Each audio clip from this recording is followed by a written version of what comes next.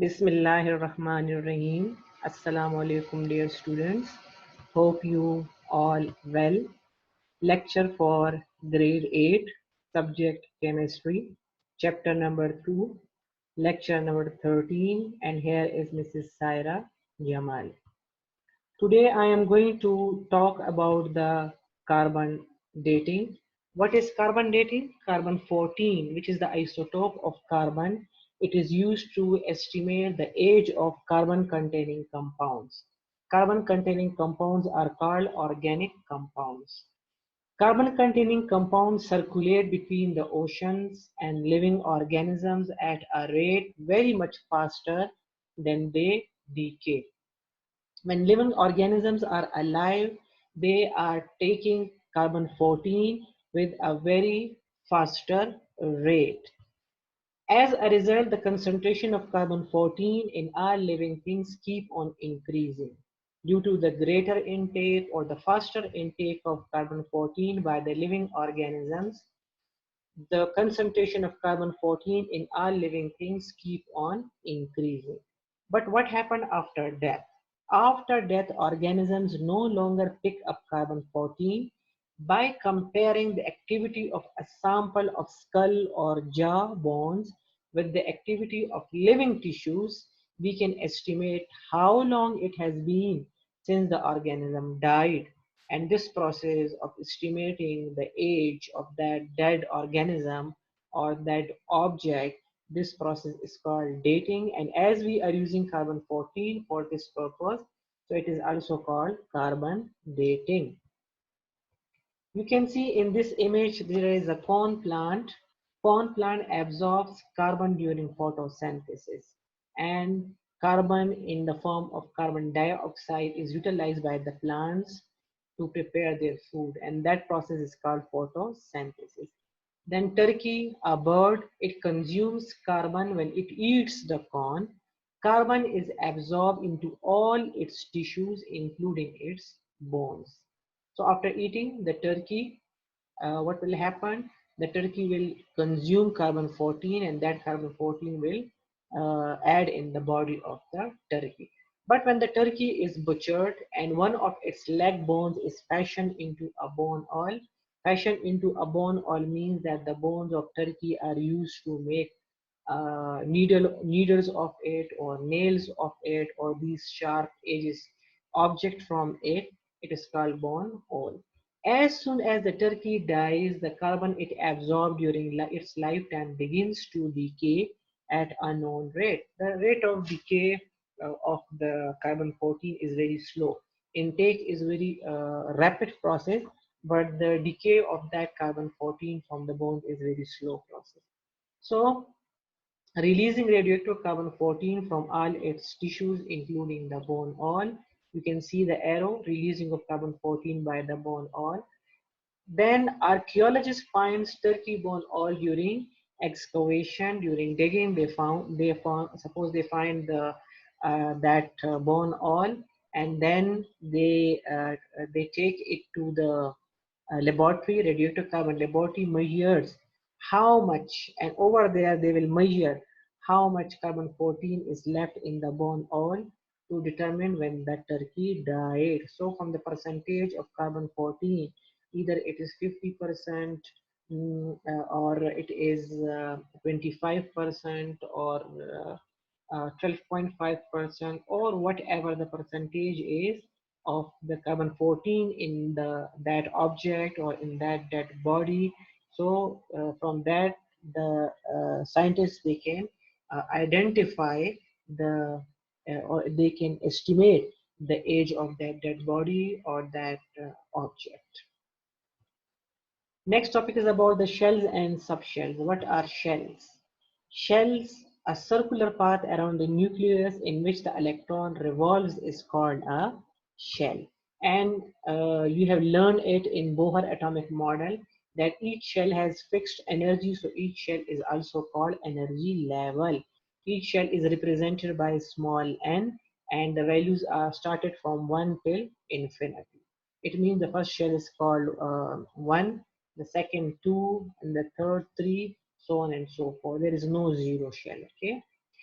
N is equal to 1 means K shell, N is equal to 2 is for L shell, N is equal to 3 for M shell, and so on and so forth.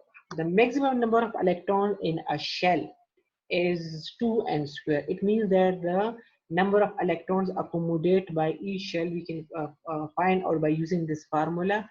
By putting the value of n, we can find out how many electrons that shell can accommodate. Let us take the example of third shell, where the n value is 3. So by putting the n value 3, we can find out how many electrons this shell can accommodate. So for example, n value is 3, 3 power 2 is 3 3s are 9, and 9 2s are 18. 18 electrons can be accommodated in the shell number 3. So if you want to find out how many electrons each shell can accommodate, just by using this formula you can find it out easily. Each shell has different energy, so each shell is also called energy level. And I told you that the first shell, which is closest to the nucleus or nearest to the nucleus, it has low energy. And then as the electrons move farther from the nucleus, its energy increases. As a result, the shells also have different energy, or a shell also has high energy. First energy level, second energy level, third energy level, fourth energy level, and the first shell is called K, L, M, and the fourth is called N shell. How many electrons the first shell can accommodate? I told you 2 electrons. Second shell can accommodate 8 electrons. Third can accommodate 18 electrons, and the fourth shell can accommodate 32 electrons. Just by using the formula 2n square, you can find out these number of electrons accommodated by each shell. Then subshell. After shells, subshell. Shells are subdivided into or are divided into subshell. A shell is divided into subshell, and those subshell also has fixed energy, so they are also called sub-energy level. They are also called sub-energy level. You can see this elliptical part. This elliptical part is shell. You can see shell, and then the shell is subdivided into, you can see, two subshells. A shell is subdivided into, this is not for all, I just took the example of second shell. Second shell is subdivided into two subshell, 2s and 2p. Then subshell is further divided into subshell. Those subshells are called orbitals. In your book, they only explain shells and subshells. Okay, they didn't explain the orbitals. Orbitals, inshallah, you will study in higher classes. But over here, I'm just giving you some little information, or a little bit information about the orbitals as well. That second shell is subdivided into subshell.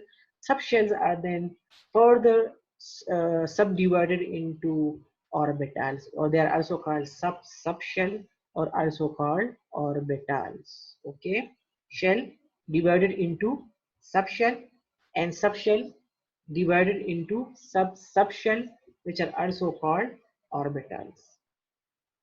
So second shell has two subshells, 2s and 2p. Then 2p is further divided into 2px, 2py, and 2pz. Why are they called 2px, py, and pz? Depending upon their orientation in dimensional space. It is the pathway in which the electrons moves within a shell. Shell and within a shell are the subshells. Okay.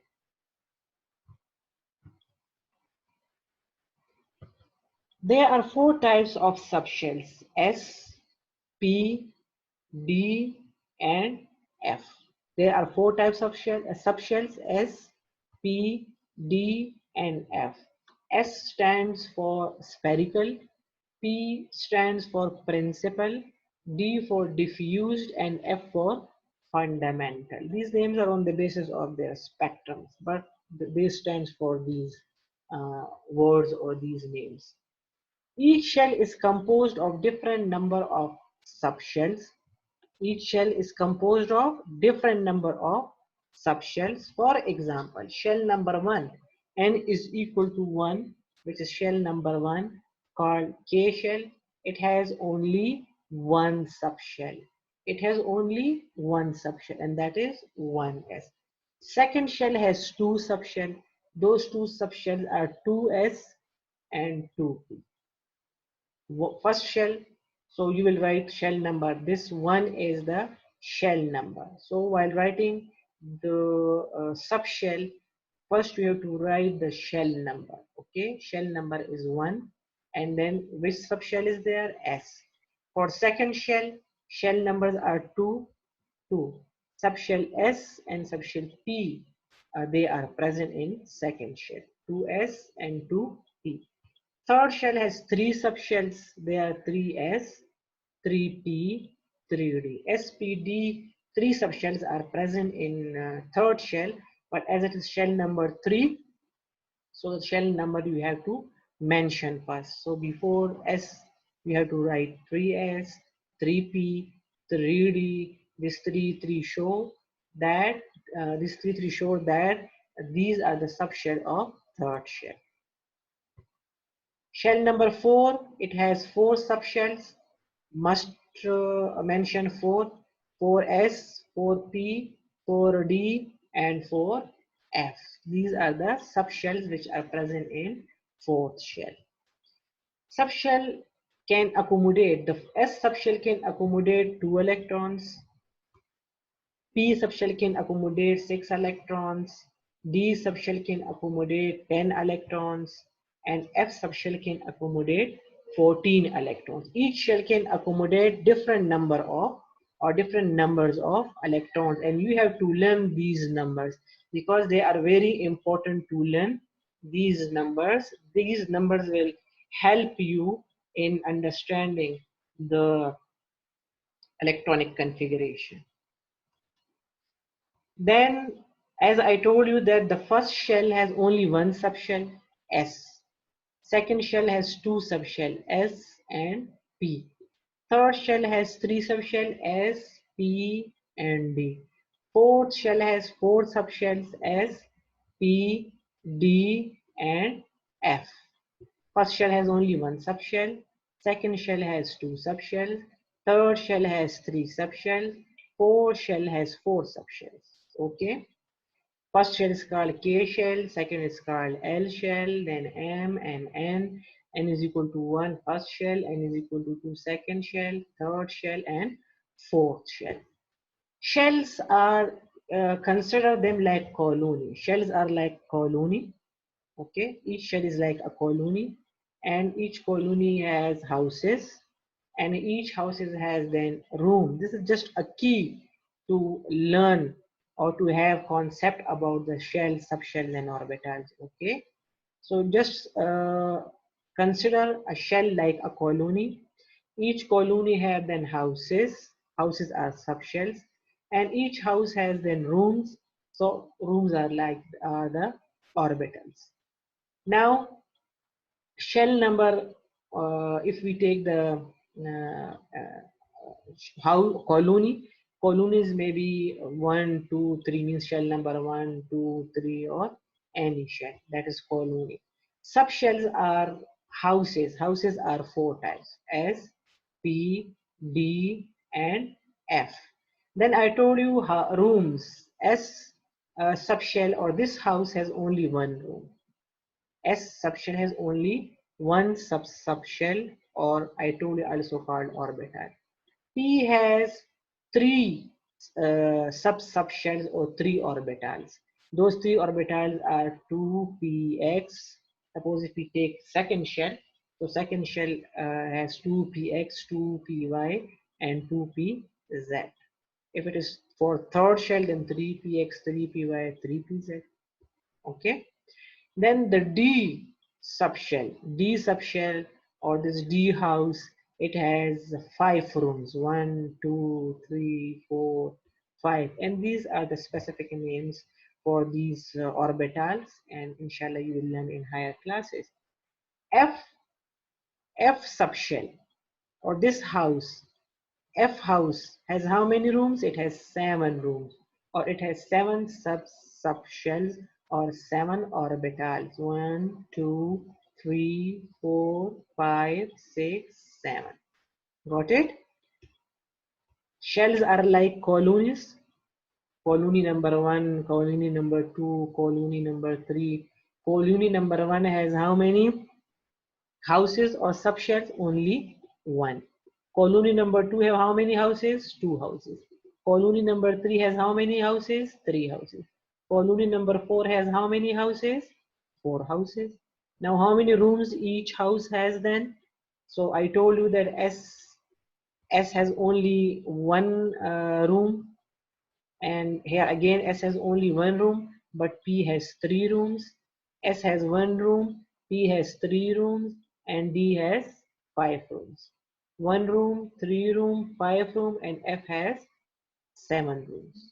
Okay, so these are the different number of rooms which are present in each house or in each sub shell, and they are called orbitals, or they are called orbitals, or they are called the sub shells.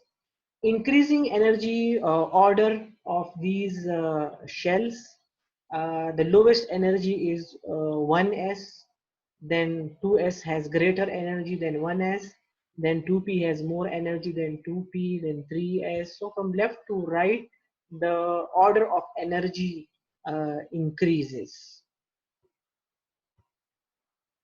The first subshell or orbitals can accommodate two electrons. S can accommodate only two electrons. The reason I told you it has only one room, and according to a principle called Pauli exclusion principle. Pauli exclusion principle. Pauli is the name of the scientist, and he presented this principle. According to this principle, each orbital can accommodate only two electrons, not more than two electrons. The reason is, electron repels each other, and that's why each orbital cannot accommodate more than two electrons. So, and one more thing, according to Pauli exclusion principle, is that each electron has different spin or different direction. One electron will have clockwise direction, and second electron will have anti-clockwise direction. That's why we represent the electrons by the arrow. One straight arrow and one arrow is upside down. So these two representation of the two arrows means that one electron has clockwise direction and the second electron will have anti-clockwise direction. If both electrons will have same direction, then it will not be possible to accommodate the two electrons in this one room, or in this one orbital, or in this one subshell. Okay, so according to Pauli exclusion principle, each orbital can accommodate only two electrons, and each electron will have opposite spin. One electron will have spin clockwise, towards clockwise, and another will have anti-clockwise spin. P subshell or P house, I told you it has three rooms, or three subshells, or three orbital, and according to Pauli exclusion principle, each orbital can accommodate only two electrons. So as there are three rooms, so 2, 2, 4, and 2, 6. 6 electrons can be accommodated by this P subshell. D has five rooms or five orbitals, and each orbital, according to Pauli exclusion principle, it can accommodate only two electrons, so total are 10 electrons. So D can accommodate 10 electrons. F house has seven rooms, and again, according to Pauli exclusion principle, it can accommodate only two electrons. So you can see total 14 electrons can be accommodated in the F subshell. So S subshell can accommodate two electrons, P can accommodate six electrons, D can accommodate 10 electrons, and F can accommodate 14 electrons. Why 2, why 6, why 10, why 14? I told you the reason, that they have these orbitals, and each orbital can accommodate maximum two electrons, not more than two. If more than two, then electrons will repel each other, and then the atom will not be stable. After Pauli exclusion principle, energy levels in atoms. Energy levels in atom, I told you that the first shell, which is closest to the nucleus, it has lowest energy. then higher, and highest energy. It means further the shell from the nucleus, more energy it will have. Shell number one, you can see this is the energy graph starting from the lowest one to the highest one. So shell number one, it has the lowest energy and it has only one subshell. And shell number two has two subshells, 2s and 2p. Shell number three has three subshells, 3s, 3p, and 3d. You can see that the energy of 3d is greater than the 4s. So that's why 3d comes, 3d, 4s comes before the 3d. Then fourth shell has four subshells. Those four subshells are 4s, 4p, 4d, and 4f. It means that the fourth shell, which has highest energy, its subshells also have high energy or highest energy. Coming toward the last topic of the chapter, that is about the electronic configuration. Very, very important. Always one of the question is from this topic. So do practice of electronic configuration and listen it carefully because very important topic. What is electronic configuration? The arrangement or distribution of electrons among the different subshells of an atom is called as the electronic configuration. Arrangement or distribution of electrons among the different subshells of an atom is called as the electronic configuration. How are the electrons arranged or filled in subshells? How are they arranged? The electrons are filled in various subshells by using a principle called Aufbau principle. There is a principle, we have to follow that principle, then we will fill electrons in the shells. Aufbau is a German word which means build up or construction. Aufbau is a principle, a German word, and it means build up or construction. What is the statement of Aufbau principle? According to Aufbau principle, the electrons fill the lowest energy subshell that is available first, and when we will fill the lowest energy subshell, then we will fill the high energy subshells. Okay, initially we will fill the lowest energy subshell. This is the Aufbau principle scale. N is equal to 1. First shell has only one subshell. Second shell has two subshell. Third shell has three subshell. Fourth shell has four subshell. Fifth shell has four subshell. Sixth has four. Then all the rest of all have four subshell. Like after four, all will have four subshell.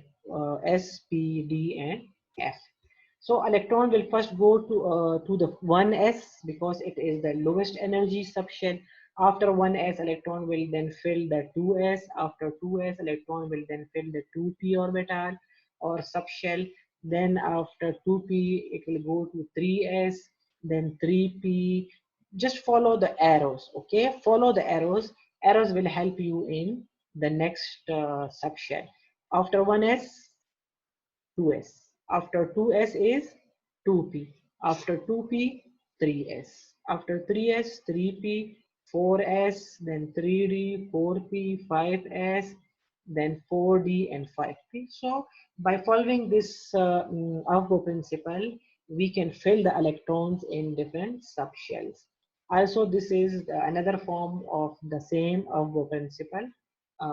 Thing is same. You can follow each of any of these two scales. They are same. The lowest energy is 1s, then 2s, then 2p, 3s, 3p, 4s. This is the energy level diagram of all the subshell. You can see the highest energy is of the 4f. 4f has highest energy, and 4d, 1, 2, 3, 4, 5. These balls are actually representing the subshells or orbitals. D has, I told you, 5 orbital. S has 1 orbital, P has 3 orbital, D has 5 orbital. So these balls actually show the orbitals. Same thing of scale. Coming toward the examples to understand the electronic configuration. So first example is of hydrogen. Atomic number of hydrogen is 1. So while writing or putting that one electron, the lowest energy subshell is 1s. So electron will first go to this 1s subshell. So we will write 1s, and how many electrons are there? Only one. 1s1 is the electronic configuration of hydrogen, and this will be in the first shell because 1s is the subshell of shell number 1. Second example is of helium. Helium atomic number is 2. It has 2 electrons, and again those 2 electrons will go to the first shell 1s because s can accommodate 2 electrons. So both the electrons will be present in this 1s2. Third example is for the lithium. Atomic number of lithium is 3, and it will have 3 electrons. The 2 electrons will go to the first shell, and I told you the s cannot accommodate more than 2 electrons. Where will the third electrons then go? The third electron will go to the next energy level or next energy subshell. After 1s is 2s, so electron will go to the 2s. So we will write 2s1, and this is second shell. 2 means second shell, 1 means first shell. First shell is called K shell and second shell is called L shell. After lithium, next example is beryllium. Beryllium atomic number is 4. So the first 2 electron will go to the lowest energy subshell. Then the other 2 electron will go to the next subshell, which is 2s. And as s can accommodate 2 electrons, so all the 2 electrons will fill the 2s subshell. So configuration of beryllium is 1s2, 2s2. K first shell, L second shell. Next example is for sodium, atomic number 11. It means it has 11 electrons. So again, the electron, 2 electron will go to the first shell, 1s. Then after 1s, the 2 electron will go to the 2s. And again, it will accommodate only 2 electrons. So where the other electrons will go, the other electrons will go after 2s, the electron will go to 2p. And p can accommodate how many electrons? P can accommodate 6 electrons. So 6 electrons in the p subshell.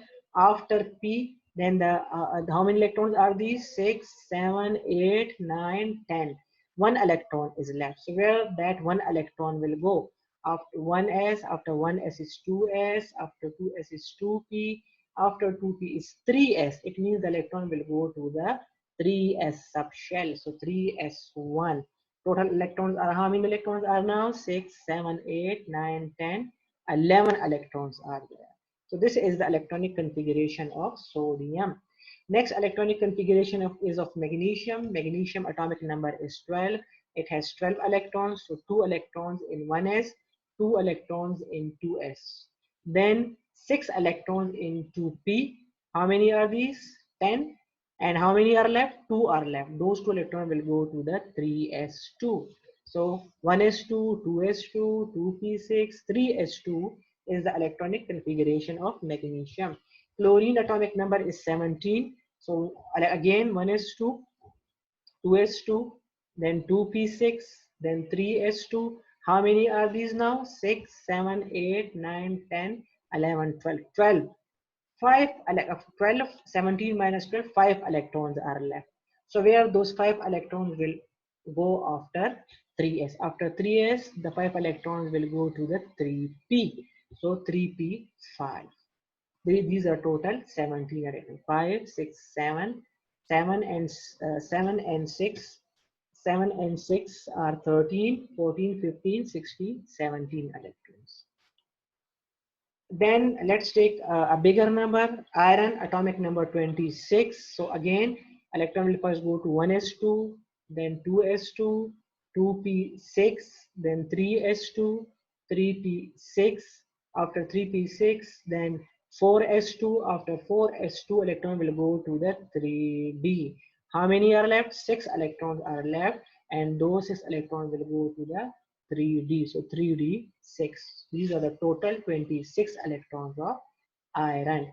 Now 29 electrons of copper.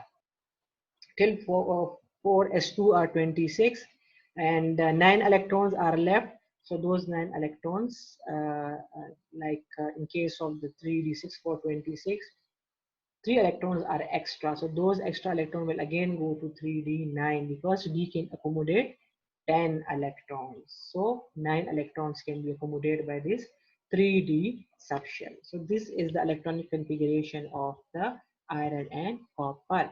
Self-assessment exercise 2.3. Atomic number of aluminium is 13. So 13 electrons, 2 electrons in the first shell, then 2s2, 2p6, 10, 11, 12, and 1, 13. Total 13 electrons are present in this aluminium. So this is the electronic configuration of aluminium.